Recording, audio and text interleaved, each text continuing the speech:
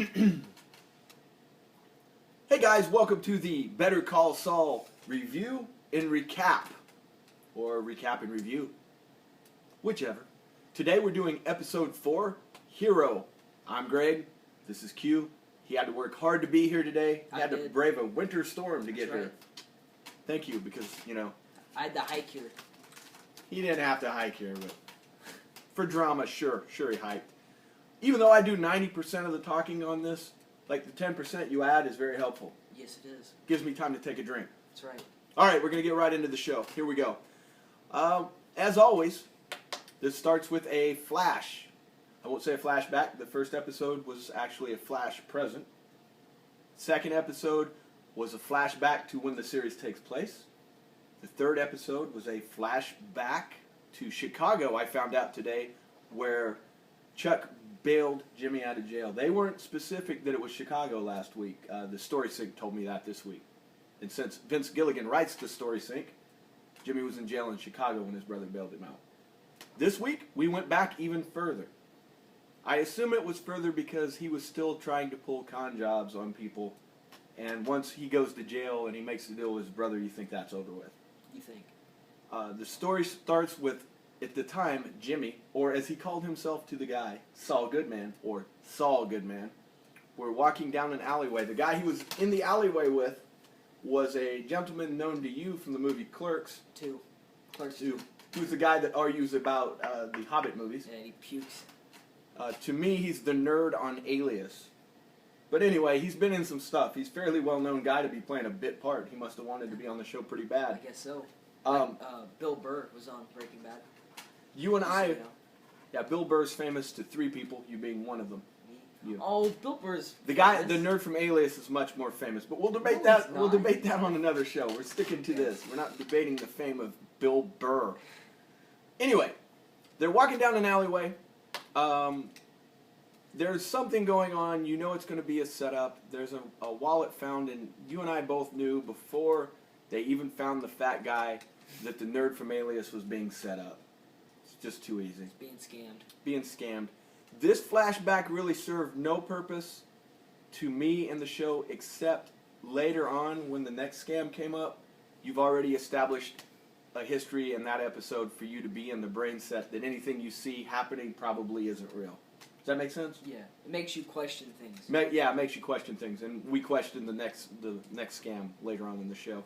So anyway, Saul Goodman scams his newfound friend out of $580, and we go into the present.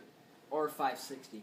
Was it $560? Well, maybe if the watches were $20, then he made $560. Oh, look at this guy. All right, I didn't take the watches into account. Yeah, you should have. And he had to split it. Yeah. Anyway.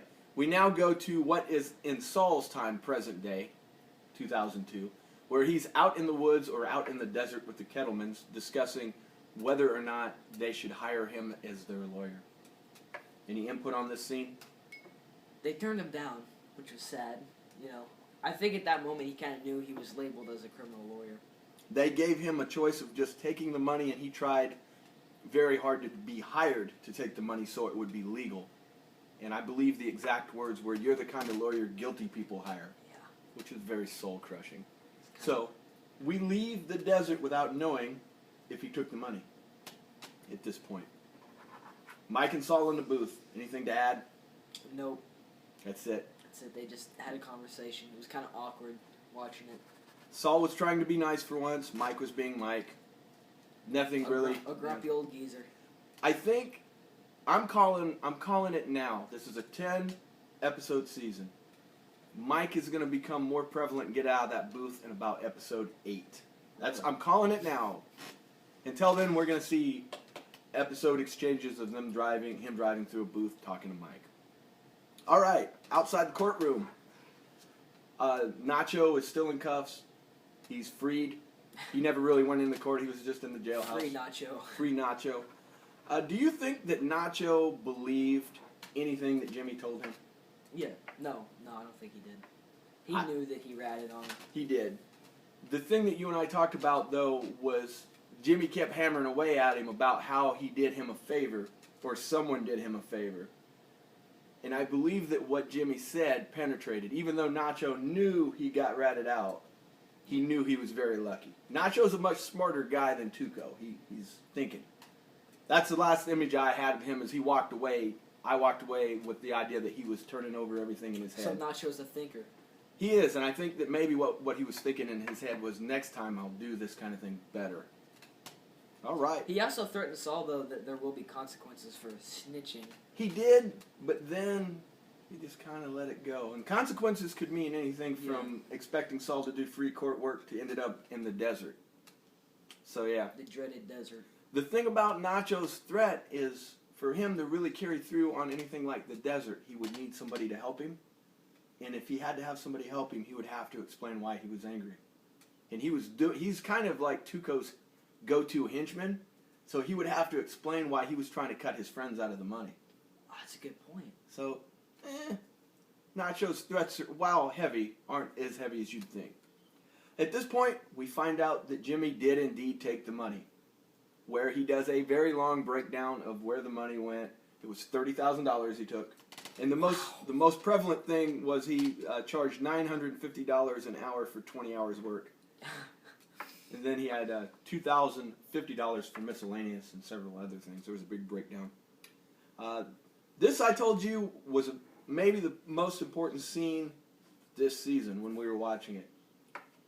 Once he figured out, you used the word launder, once he figured out how to break down the money on paper where legally... I don't know if that would be laundering it, but... Of a sort. Yeah. He was trying to legally find a way that he could explain away taking the money if they ever get busted. The last thing he says is, "Upon this rock I will build my church," which could mean one of two things. He's going to use that money to fund himself going forward, but it can also mean a change in philosophy on the way he does things, hence he took the money, and this will be the way he now does things going forward. Which it seems that way and later in the show, he uses a scam to gain publicity. Right. It was more of a declaration for him of how he's going to do business, maybe going forward. Because, he went from being very hesitant to taking money to what he does later in the show. At this point, we're at the tailor. He picks up an orange shirt that looks very much like something Saul Goodman would wear. He's very interested in it, but doesn't buy it. He ends up having precise instructions for a suit. I wasn't catching on to what was going on. I thought Chuck told him a nice suit to buy. Yeah, I wasn't catching on either. I gotta admit, I didn't catch on to that one. Until they cut to the logo, or the billboard with the JMM logo and him in the suit. And then dude says he's wearing my suit, and then, light bulb came on. Anything to add to any of that? No. That hairdo was not working for him. He looked kind of goofy. Saul Goodman? Yeah. Or Jimmy. Or I think he was just trying to look very similar to the other dude. He got slapped with a cease and desist. I thought they were going to go the direction that he would try to beat them in court or string it out, and they would pay him off to quit using their likeness. They kind of took a curve on that, though. Which, for my sake, I'm glad, because the resolution was much more entertaining than him fighting copyright law. Yeah, for real. But I was all like, he's going to get him on this technicality. No, he didn't get him on anything. So once his hopes and dreams are crushed by I guess the woman was a judge of some sort. The powers that be. She told him that he had to take the billboard down. He had 48 hours. You get a scene of him outside the little courtroom trying to get help from every news crew in town and getting no help. We now basically cut to the scene that the entire show was built around. Jimmy out front of the billboard. Now, they did it perfectly because you thought, boy, he hires his own news crew. At this point, I still didn't see it coming. But the minute the guy fell off the sign and he was dangling there, not dying, we knew it was a work. I don't think the people filming it were even in on it. Nobody but him. Yeah, because, and the other guy following, of course. Right. That other dude. But that was it. But because we were looking for it, and I'm sure like 99% of the people watching, we're not patting ourselves on the back, had to think that this was a total scam. Too much. The lawyer guy that he hates thought immediately, he's like, how convenient. There's a camera crew there that you hired. But it was genius. And I'll tell you something. It takes a lot of balls to climb up that high, especially without any kind of protection. I was telling you, I climbed a water tower in my youth stupidly. And once you get up about 3/4 of the way, and you make the mistake of looking down, yeah. And even though it was probably done with blue screen or green screen or whatever screen, when they were up high and he was reaching over the side, it looked good. It looked good and it freaked me out a little bit. I don't like heights. They're doing good making like tense scenes. They are, even out of stuff like that. And for a show, I don't imagine they have the biggest budget in the world. It looks outstanding. Yeah. I mean, there's never, even like you see a show on CBS or something, or Fox, where they should have a budget, you'll see bad special effects. Megan and I were watching something. Oh, we were watching Pretty Little Liars today. You? Yes, and there was a guy on a train, and he was being dangled, and like the background changed color, like they were using a green screen. It was horrible. Like, takes you right out of the scene. This was done, like, I couldn't tell any difference. So, for that, I applaud them. Good special effects. Last scene, I'm going to make you add a bunch of stuff in this at the end, because I've just been talking like a train. He goes to visit Chuck. Trains talk? Yes. They do on Pretty Little Liars. Well then. Anyway, he goes to visit Chuck. He's on the front page of the paper, and he hides it from Chuck because, of course, Chuck will know. Chuck is his brother. Chuck will know he scammed his way to the front page. And on that, we end the show with Chuck going out into the world to steal a paper. Covered in a blanket, aluminum blanket, like a freak. And his neighbor sees him stealing her paper, well, leaving $5 for a paper, and she freaks out. That's a pretty good deal, though. $5 for a paper. Yeah, he could buy it every day. Yeah. It's like back then, it was probably like $1. Based on the coming attractions or next week's scenes, it looks like she calls the cops and they come drag his brother out. Poor crazy old guy. Poor crazy old guy. What was your favorite scene of this episode? The scene where he saves the guy from the billboard. That was a good one. I like the scene where he's counting up the money and he says, "This is the rock I'll build my church on," because I think that is gonna be one of the most important scenes of the season. Maybe of the series. I think so. I think so. I think it's right there. I don't know, man. This one was quick. It was. There wasn't a lot of undercurrents in this one that I could see. It was pretty straightforward. There wasn't a lot that you had to overthink in this one. Do you think by next week, or even, let's say even by the end of the season, is he going to change his name to Saul Goodman, or do you think they'll let that ride for a couple seasons? I think by the end of the season he'll change his name to Saul Goodman. They're moving really fast, it seems, in that direction. They are moving so fast, I kind of worry that they maybe need to pump the brakes a little bit on that. Really? It feels like they're trying to resolve it really quick. I guess, though, it takes place 5 years before. He does need to hurry up and be Saul Goodman because Saul Goodman's really well established and he has a business and billboards. Yeah, so I guess maybe they're doing the right thing. The only other thing I'll add, I had the thought today, something bad is going to happen to his girlfriend before the series ends because she's not in the Breaking Bad, and when he flees, he doesn't have a second thought about her. That is a good point. There's no mention of her and no thought of her. Either she leaves him completely, cleanly, or she ends up very dead. And because they have to have some characters die that mean something, mark it down. I'm calling her dead. Mark it down. Chuck, I put 50-50 on dead. Really? But the girlfriend's got to go. Don't you think you saw... I think Chuck's going to die because don't you think you'd seen him in Breaking Bad?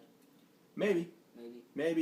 His brother may be in an asylum. That could be in between scenes. That's a good point. You know, they're not going to cut away from, like, making meth to go have Saul visit his brother. The same could be said about the girlfriend, but the only difference is he doesn't seem to have any kind of thought about her when he's leaving town permanently. So, yeah.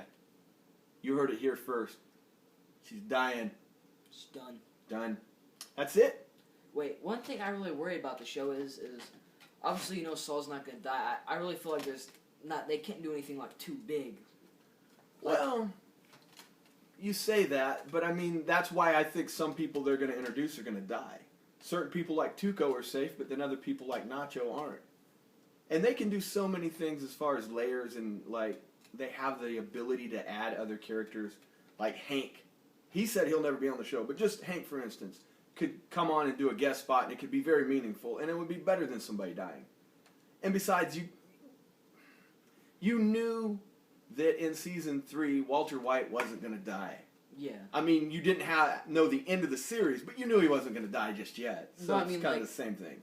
I don't think that the last episode of Better Call Saul is going to be as wacky and crazy and as the last episode of Breaking Bad. That's what I think, but I'm not saying the show's not going to be good, but I don't think it's going to be as, like, you know... I think it will be crazier. Wow. All right, I guess we'll just have to see. Here's the reason. What's the reason? He lives a pretty boxed-in life, and they can end this in any number of places. They can end it when Breaking Bad starts.